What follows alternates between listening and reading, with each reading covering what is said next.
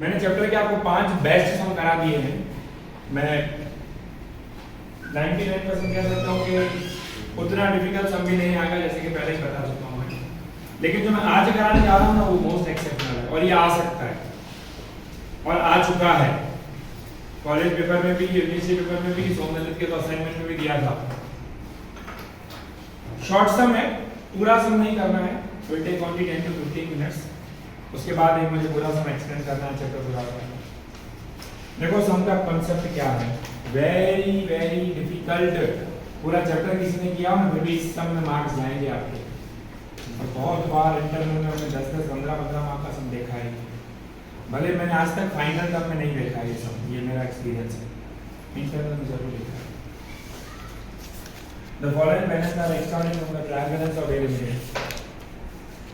31 March 2019 लिखा हुआ है।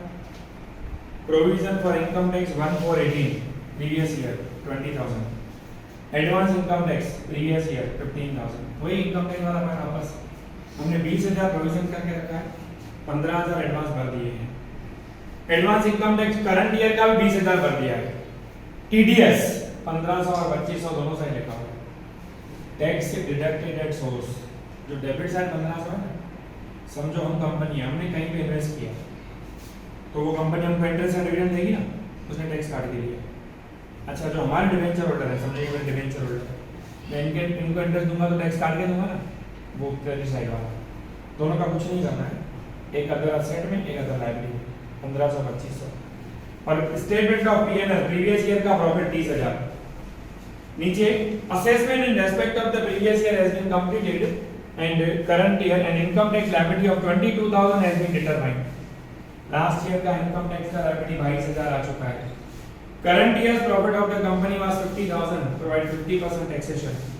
From the above information prepare necessary ledger account and show the effect in the final. अब यहाँ ध्यान दो, statement of P&L, balance sheet, show the effect, total नहीं करना है, तो कैसे दिखाएंगे? Equity and liabilities, प्लीज यहाँ ध्यान दो, बुक में देखो ही नहीं क्या होने की है। उसमें आएगा रिजर्व्स नोट 1 के अकॉर्डिंग, नॉन करंट लायबिलिटी तो कुछ भी नहीं है। Current liability, other current liability, short term provision, assets, current asset, other current asset, note 1 to 3, note 1 reserves, note 2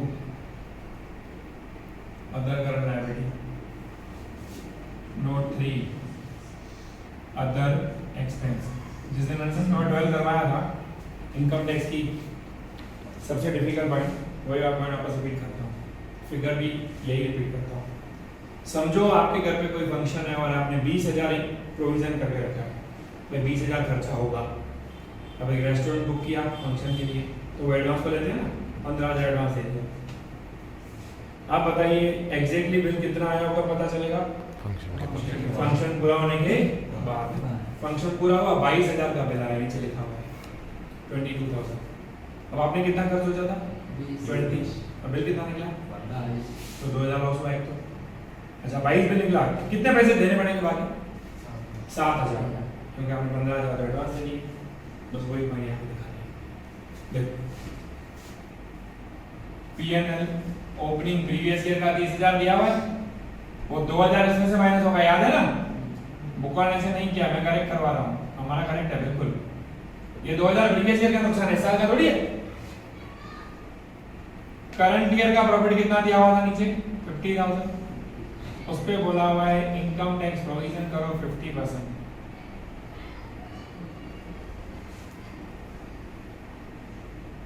okay, ये हो गई 53,000। रिजर्व्स में पीएनएल 53,000, बट रिजर्व हो गया। अब ये जो करंट ईयर का इनकम टैक्स प्रोविजन निकाला यहाँ आएगा ना short term provision income tax provision 25,000 हो गया।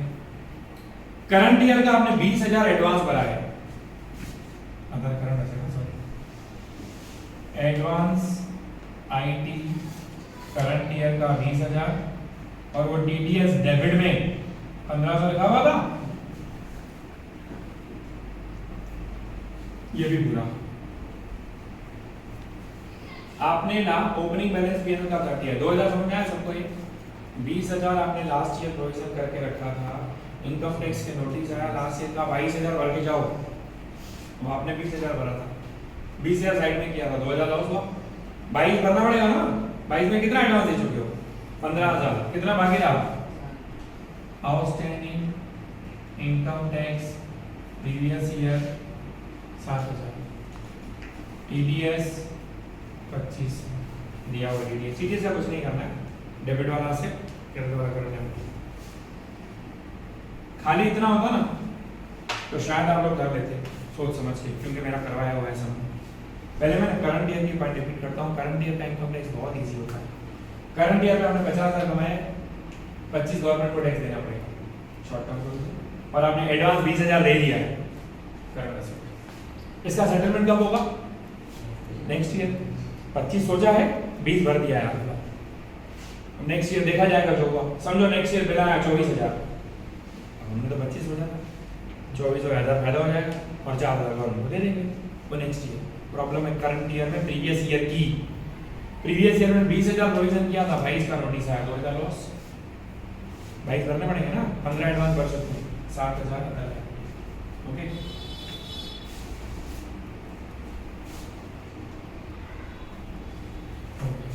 मेन प्रॉब्लम तो अभी है लेजर अकाउंट बनाने की। इनकम टैक्स प्रोविजन अकाउंट पूरा चैप्टर किसने किया हो ना, सब बड़े हैं, उसको ये मार्क्स नहीं मिलेंगे। टैक्स मैं लास्ट लेक्चर में करवाता हूँ हमेशा। Payable account, advance income tax account,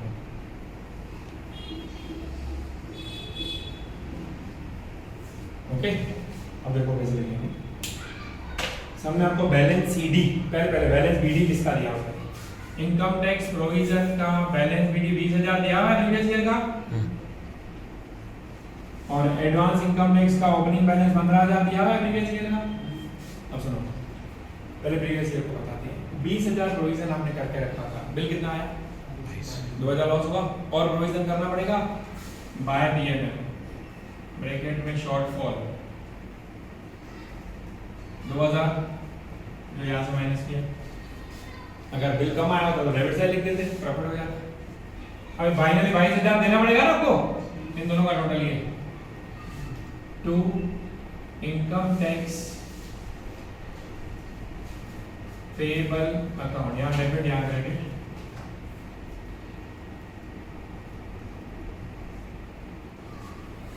okay, अभी प्रीवियस ईयर का है, इसको इसके सामने सेटल करेंगे बाय टैक्स पेबल।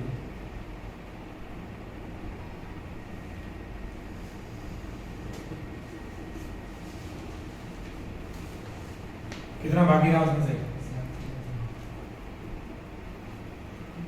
याद रखो, इसको बैलेंस शीट लिखा ना, बैलेंस शीट में आएगा। इसे हम बैलेंस शीट में आ गया। Advance income tax previous year का 15,000 का सेटल कर दिया। करंट ईयर का बैलेंस कितना दिया है? 20,000 दिया हुआ है, तो करंट ईयर में एडवांस पे किया होगा ना पैसा। Income tax account debited to bank, ये गिवन है बैलेंस शीट 20,000। ये अब ये प्रीवियस ईयर का 20,000 था, दो और प्रोविजन करके 22 सेटल कर दिया। करंट ईयर में कितना प्रॉफिट कमाया आपने? 50,000। उसमें कितना इनकम टैक्स प्रोविजन करना है? 50% by PNL. Same amount balance CD, और जिसको बैलेंस सीडी लिखा हो कहां पे आएगा? बैलेंस शीट में। इनकम टैक्स प्रोविजन लिखा है पूरा चैप्टर किसी ने किया हो और ये सब 20 मार्क्स में आ जाए, सोचो क्या होता है। और आ चुका है पेपर्स में, इंटरनेट में तो खास करके बहुत बार टी-शर्ट लगता है बड़ा वाला था तो बुरा नहीं होगा ये आज ही आया है। ठीक है पॉज करना वीडियो को नेक्स्ट समय देखो जल्दी सब निकालेंगे डेट का 14 2 बार यूनिवर्सिटी में 5 बार नेशनल कॉलेज में आ चुका है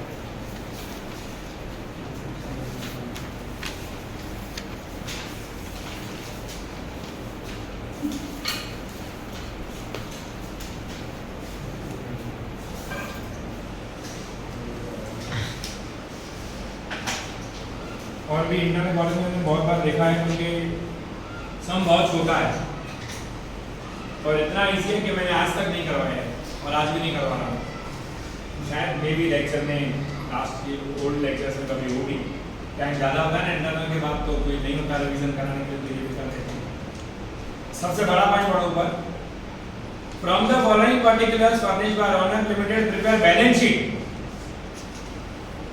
खाली बैलेंस शीट बनानी है मतलब पीएल अकाउंट है तो याद रखो जब पीएल नहीं बनाना हो ना तो there will be no adjustment in the sum zero adjustment आप बोलोगे सर जीरो कैसे 6 तो नीचे दिए हुए सुनो सबकी लो एंट्री ऑल टोटल लो एंट्री बिना पढ़े लेकिन अभी कुछ नीचे दिया है तो प्रेजेंटेशन होगी इफेक्ट एक भी नहीं होगा आप नीचे पढ़ो ही नहीं सब छोड़ दो जैसे ऊपर डायग्राम दिया हुआ है ना उसको पूरा कर लो टोटल टैली हो जाएगा जो बुक में दिया हुआ वही लेकिन नीचे दिया है तो कहीं ना कहीं आपको उसका इफेक्ट दिखाना पड़ेगा देखो इफेक्ट क्या है 4000 equity share were issued for consideration other than cash ऊपर इक्विटी कैपिटल दी हुई पहले बोले कोई भी कंपनी जब फ्री में शेयर देती है ना इस ईयर में तो उस ईयर की बैलेंस शीट में दिखाती है कंपनी पता है क्या होता है कैश फ्लो सीखा था कर दो ईयर की बैलेंस शीट दिखाती है कंपनी आप मनी कंट्रोल पे जाओगे ना उसमें भी किसी कंपनी के फाइनेंशियल चेक करोगे ना सेल और बैलेंस शीट 2 साल का दिखा है अब समझो किसी कंपनी की मैं प्रैक्टिकल लाइफ का फिगर बता रहा हूँ यहाँ फिगर छोटा है तो मजा नहीं आएगा समझो किसी कंपनी की last year equity capital 100 crore थी सपोज इस साल 120 करोड़ है तो क्या देखने से लग रहा है 20 करोड़ के शेयर इशू किए होंगे मतलब 20 करोड़ मिले होंगे ना अपने को तब शेयर इशू के पैसा मिलेंगे ना मिला है तो नहीं थोड़ा क्या बोल रहे हो शेयर की वैल्यू बढ़ने से बैलेंस शीट में इफेक्ट थोड़ी आता है तो मार्केट वैल्यू बढ़ जाएगी रिलायंस कंपनी के शेयर की वैल्यू 10 पैसे 10 रुपए है तो उसकी बैलेंस शीट में 10 रुपए लिखा होगा मार्केट वैल्यू 3000 रुपए है समझ गया अब फेस वैल्यू मैं फेस वैल्यू की बात कर रहा हूं मार्केट वैल्यू तो रोज चेंज होती है इसको दोनों कंपनी लिखेगी 100 करोड़ लास्ट ईयर की कैपिटल है इस बार 120 करोड़ है सुनने से क्या लगता है 20 करोड़ देखने से लग रहा है इशू किए होंगे 20 करोड़ के शेयर कैश शेयर में नहीं मिला 20 करोड़ के शेयर इशू किए और आपको 1 रुपया नहीं मिला है सुनो बोनस दिए थे कंपनी बोनस शेयर दिए थे हाईएस्ट हुए बोनस दिए शेयर कैपिटल बढ़ गई होगी ना पैसे तो लिया है चलो दूसरा एग्जांपल सुनो कंपनी ने किसी का बिजनेस खरीदा उसको शेयर दे दिए मतलब पैसा थोड़ी मिला उसका बिजनेस खरीदा लैंड बिल्डिंग प्लांट मशीन पूरा चैप्टर आएगा नेक्स्ट सेमेस्टर में account of business purchase debenture chapter में था एक कंपनी का हमने बिजनेस वगैरह खरीदा फिर उसमें एफआईएम था यानी जब भी कंपनी फ्री में शेयर देती है ना उसको ब्रैकेट में दिखाना पड़ता है अब आप एक बहुत इंटरेस्टिंग स्टोरी सुनाता हूं इस केस में एक स्टूडेंट कंपनी बैच का अभी एक बहुत बड़ी पोस्ट पे उसने सीए प्लस एमबीए दोनों पूरा किया नहीं एमबीए सॉरी तो पहले एक इंदिरा में था फिर एक बहुत बड़ी कंपनी में लगा था काफ़ी बड़ी कंपनी में आज भी फाइनेंशियल एनालिस्ट है तो बहुत बड़ी पोस्ट पे मतलब हमारी पोस्ट कुछ भी नहीं है उसके आगे तो वो जब इंटरव्यू देने गया ना मेरा फेवरेट स्टूडेंट था पहले पास में रहता था फिर शाहीबाग शिफ्ट हुआ लेकिन शाहीबाग से पढ़ने यहीं पे आता था मेरे पास कॉलेज के सब ईयर्स उसके बाद भी तो उससे इंटरव्यू में मेरे फेवरेट सब्जेक्ट पूछा गया कॉमर्स का बोला एमबीए तो आपने किया लेकिन आपका फेवरेट सब्जेक्ट बोला फाइनेंस एंड अकाउंट ये क्वेश्चन पूछा which necessary information is shown in the balance sheet when the company issued the shares for bonus in the company issue the shares as a bonus it has to show in the balance sheet as a bracket that this much shares have been issued for consideration other than cash okay continue debtors of 1,04,000 due for more than 6 months ऊपर debtors 4 lakh उसमें से 1,04,000 के debtors को 6 महीने पुराने हो चुके हैं, मतलब रिस्की है। तो करना पता क्या है, लिखने 4 लाख के डेटर्स खाली बाइफरकेट करके 1,04,000 मोर देन 6 मंथ वाले, 296 अदर्स, टोटल 4 लाख हो गया, लिखना 4 लाख। कंटिन्यू।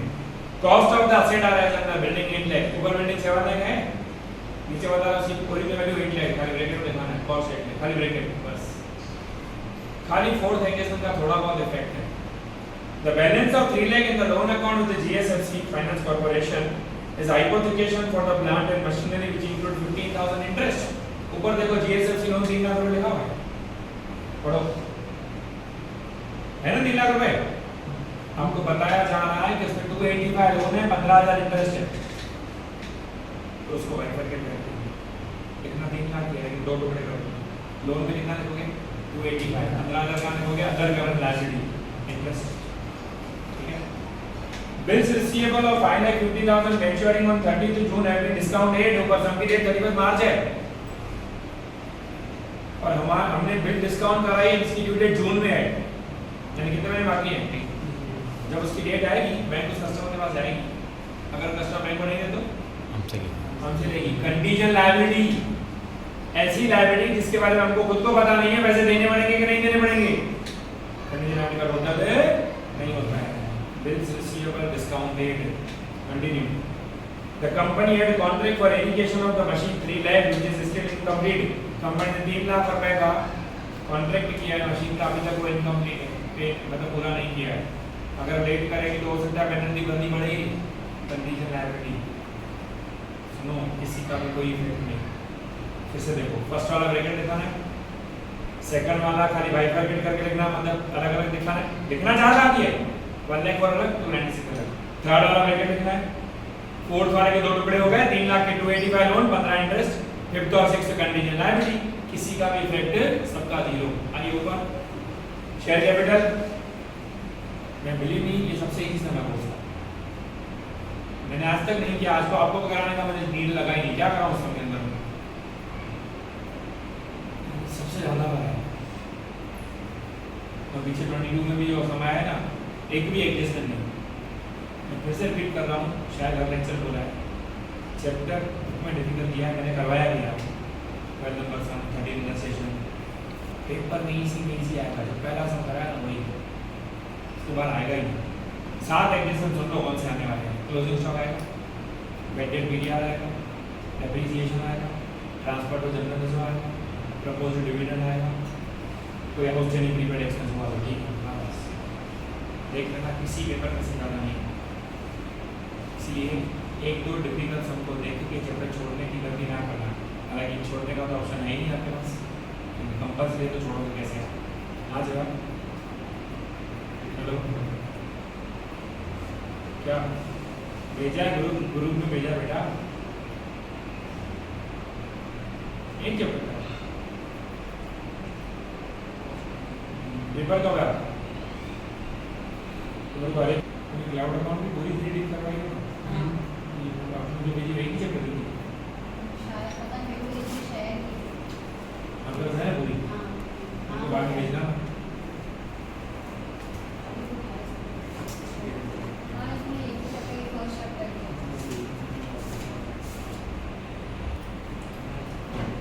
आइए ऊपर इक्विटी शेयर कैपिटल में आएगा, कॉस्ट इन एरियर्स कहाँ आएगा, शेयर कैपिटल में से minus, land building plant furniture fixed asset, general reserve loan हो गया, समझ गए लोन भाई, 3 लाख का 285 है, 15,000 अलग, stock inventory, tax provision, short term provision, balance sheet तो आएगा, बनानी बैलेंस शीट है भाई, लेकिन इसके अंदर आएगा अपने को बताना है ना, debtors receivable, advances long term loans and advances, proposed dividend short term provision, तो short term provision 2, tax provision proposed पूरे कोर्स में 2 ही चीजें आई यहाँ से। पीएनएल अकाउंट सरप्लस, अब सुनो आपको खाली बैलेंस शीट बनानी है, तो खाली बैलेंस शीट बनानी है तो पीएनएल तो उसको बताना पड़ेगा ना, आप बताइए पहले पीएनएल बनता है कि पहले बैलेंस शीट बनती है, बैलेंस शीट टोटलिंग, अच्छा टोटल पीएनएल आएगा तो बैलेंस शीट होगी ना, पीएनएल का आंसर कहाँ जाता है बैलेंस शीट में रिजर्व में आंसर दिया हुआ 2 लाख, ये करंट ईयर का ही है।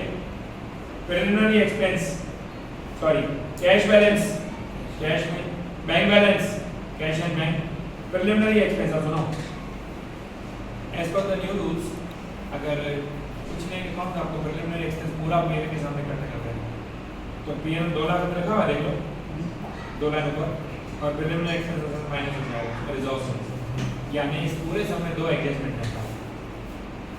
मैं दो रिपीट, एक पीएन 2 लाख है, प्रिलिमिनरी एक्सपेंस उसमें माइनस हो जाएगा। खुद बोले 50% आइटम करो तो 50 करेंगे पूरा। केस 1, केस 2 लोन, कितना लोन है ऊपर 3 लाख, उसमें 285 लोन है, 15,000 इंटरेस्ट बस। उसके बाद लोन अनसिक्योर्ड, लोन में आएगा सन्ड्री क्रेडिटर्स, ट्रेड पेबल्स, सब पूरा आपको भी करने की क्या नीड है, सब रिपीट कर देना है। Easiest sum of the book sum number 14 है, नेशनल में 5 साल में से 5 साल है। आप सोचो कितना उनके लिए वेटेज। इंटर में कॉलेज में बहुत बार देखा मैंने, यूनिवर्सिटी में 3 बार है, ब्रैकेट पढ़ो गुजरात यूनिवर्सिटी 2017, आप पांचों 6-7 साल के समय आपके पास अवेलेबल है। 17 का देखो, 18 का देखो, 19 का देखो, 21 का, 22 का, 22 का तो भाई बैलेंस बनानी है। ओ एडजस्टमेंट भी नहीं है कोई, 12 की तरह बस पॉइंट रखते जाओ सब पूरा। उन्हें लगता है मुझे 12 का समझ लिया, 12 वो पैसा दे दिया, इतना इजी सिस्टम पेपर चैप्टर पूरा